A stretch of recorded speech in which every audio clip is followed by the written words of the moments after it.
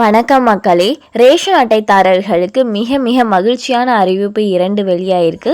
So இதை பற்றின முழு விவரங்களையும் தெரிஞ்சுக்கணுன்னா வீடியோ கொஞ்சம் கூட ஸ்கிப் பண்ணாமல் கடைசி வரைக்கும் முழுமையாக பாருங்கள். அப்போ தான் இதோட முழு விவரங்களையும் உங்களால் தெரிஞ்சுக்க முடியும். இதுதான் முதன்முறையாக நம்ம வீடியோ பார்க்குறீங்கன்னா மறக்காம நம்ம சேனலை சப்ஸ்கிரைப் பண்ணிவிட்டு அந்த லைக் பட்டனை தட்டி விட்டுருங்க. வாங்க வீடியோக்குள்ளே போகலாம். ஈரோடு கிழக்கு சட்டசபை இடைத்தேர்தல் அறிவிக்கப்பட்டால் தேர்தல் விதிகள் அமலுக்கு வரும்.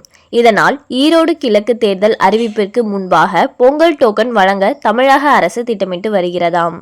ஈரோடு கிழக்கில் மீண்டும் சட்டசபை இடைத்தேர்தல் நடக்க உள்ளது. அடுத்த 6 மாதங்களுக்குள் இங்கே மீண்டும் இடைத்தேர்தல் நடப்பதற்கான அறிவிப்பு தேர்தல் ஆணையத்தில் வெளியிடப்படும். அங்கே எம்எல்ஏவாக இருந்த EVKS இளங்கோவன் நேற்று காலை காலமானார். உடல் உபாதைகள் வயோதிகம் காரணமாக கடந்த சில வாரங்களாக அவர் சிகிச்சை பெற்று வந்தார். கடந்த சில நாட்களாக அவரின் உடல்நிலை மிகவும் மோசமாக இருந்தது. அவரின் உடல்நிலை கடந்த 2 நாட்களாக தீவிரமாக மோசமடைய அவர் ICUவில் சிகிச்சை பெற்று வந்தார். இந்த நிலையில் நேற்று சிகிச்சை பலனின்றி அவர் மரணமடைந்தார். இது தொடர்பாக முதல்வர் ஸ்டாலின் எதையும் உள்ளத்திலிருந்து உரைக்கும் ஆற்றல் பெற்ற அருமை நண்பர் EVKS இளங்கோவன் மறைந்தாரே. நெடிய அரசியல் பாரம்பரியத்திற்கு சொந்தக்காரரான அவரது மறைவு தமிழ்நாட்டு அரசியலில் பேரிழப்பாகும். கனத்த இதயத்துடன் அருமை நண்பருக்கு இறுதி மரியாதையை செலுத்தினேன் என்று அஞ்சலி செலுத்தியுள்ளார். ஈரோடு கிழக்கு சட்டசபை இடைத்தேர்தல் அறிவிக்கப்பட்டால் தேர்தல் விதிகள் அமலுக்கு வரும். இதனால் ஈரோடு கிழக்கு தேர்தல் அறிவிப்பிற்கு முன்பாக பொங்கல் டோக்கன் வழங்க தமிழக அரசு திட்டமிட்டு வருகிறதாம்.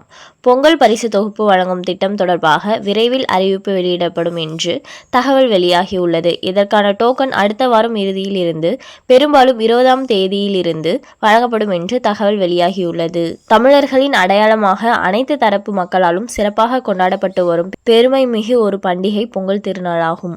மனித குலத்திற்கு அடித்தளமாய் விளங்கி உணவளித்து வரும் விவசாய பெருங்குடி மக்களுக்கு நன்றி செலுத்தும் ஒரு நாளாகவும் தமிழர்களாகிய அனைவராலும் கொண்டாடப்பட்டு வருகிறது. இந்த தமிழர் திருநாளாம் பொங்கல் பண்டிகையை சிறப்பாக கொண்டாடிட பொங்கல் பரிசாக 1000 ரூபாய் ரொக்கமாக வழங்கப்படும் என்று தமிழ்நாடு அரசு வட்டாரங்கள் தெரிவிக்கின்றன. எல்லா ரேஷன் அட்டைதாரர்களுக்கும் வழங்கப்படும் என்று தகவல் வெளியாகியுள்ளது. இந்த நன்னாளை முன்னிட்டு 1 கிலோ பச்சரிசி, 1 கிலோ சர்க்கரை மற்றும் 1 முழு கரும்பு ஆகியவை பொங்கல் பரிசு தொகுப்பாக வழங்கப்படும் என்று தகவல் வெளியாகியுள்ளது. போன முறை வெல்லம் வழங்கப்படவில்லை, அதே போல இந்த முறையும் வழங்கப்படாது. அதற்கு பதிலாக ரூபாய் 1000 பணம் வழங்கப்படும். மேலும் முன்கூட்டியே திட்டமிட்டு உற்பத்தி செய்த காரணத்தினால் பொங்கல் திருநாளை முன்னிட்டு வழங்கப்பட உள்ள இலவச வேட்டி சேலைகள் அனைத்தும் தயார் செய்யப்பட்டு அனைத்து மாவட்டங்களுக்கும் அனுப்பி வைக்கப்படும். பொங்கல் பரிசு தொகுப்புடன் சேர்த்து இவற்றை வழங்குவதற்கு தேவையான அனைத்து ஏற்பாடுகளும் செய்யப்பட்டு வருகின்றன.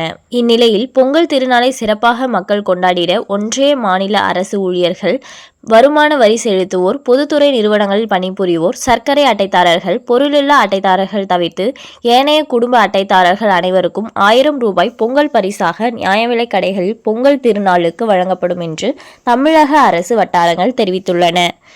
மேலும் இது போன்ற அரசாங்கம் சார்ந்த அனைத்து அப்டேட்களையும் உடனுக்குடனே தெரிஞ்சுக்கணும்னு நினச்சிங்கன்னா மறக்காம நம்ம சேனலை சப்ஸ்கிரைப் பண்ணி பக்கத்தில் இருக்க பெல் ஐக்கானை கிளிக் பண்ணி அதில் ஆளுங்கிற ஆப்ஷனை செட் பண்ணி வச்சுக்கோங்க. அப்போ தான் நம்ம அப்லோட் பண்ணுற வீடியோ உடனுக்குடனே உங்களுக்கு நோட்டிஃபிகேஷனாக வந்து சேரும். அது மட்டும் இல்லாமல் அந்த லைக் பட்டனை தட்டி விட்டுருங்க. தேங்க்ஸ் ஃபார் வாட்சிங்.